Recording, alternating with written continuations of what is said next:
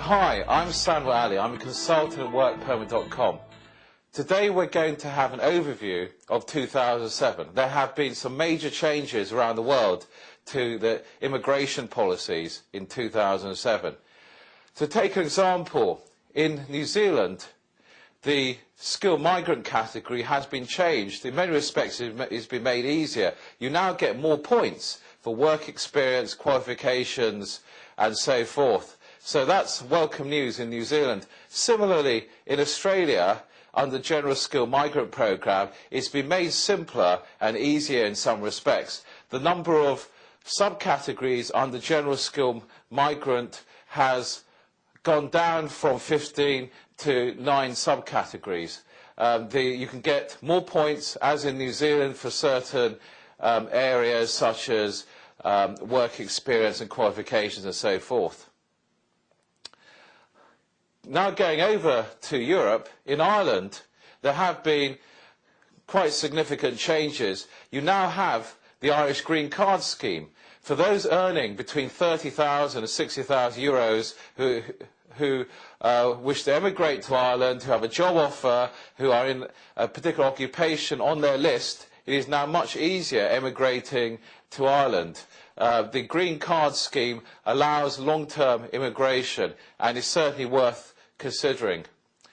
For those who wish to study abroad and have the option of staying longer to work, there are more opportunities than ever before. In the UK, you have the International Graduate Scheme since May 2007. The International Graduate Scheme enables you to remain in the UK on a temporary basis, during which time, after completing your studies, during which time you can work.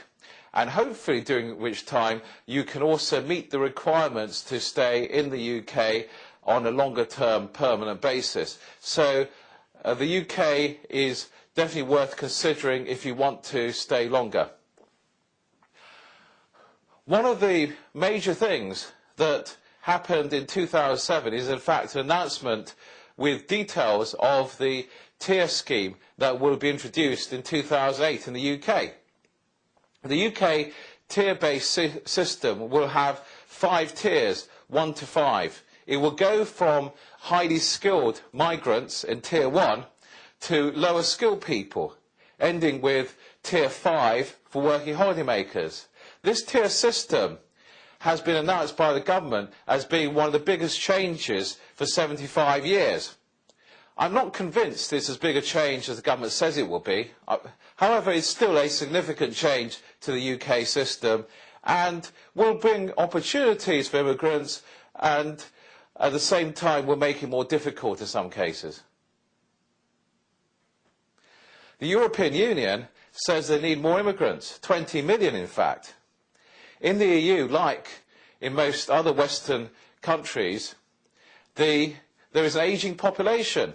There's a smaller workforce because people are getting older. The European Union has come up with a new scheme called the Blue Card. The Blue Card will enable immigrants to come into the EU and work in a number of different countries. Not all EU members have accepted this new proposal, however many have. So this is welcome news if you want to work in the EU. There has been a lot of debate in the US about the immigration system. However, it's been somewhat inconclusive. We're not really sure. Are they going to make it tougher or are they going to make it easier? There's a lot of argument, but it is yet to be resolved. We should keep an eye on the US system in 2008 to see whether certain issues are resolved. We're not really sure.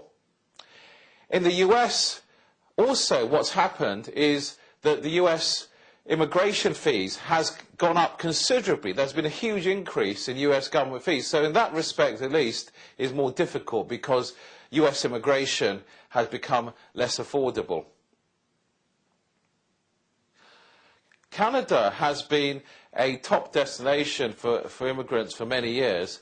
The Canadian government is also helping new immigrants in Canada.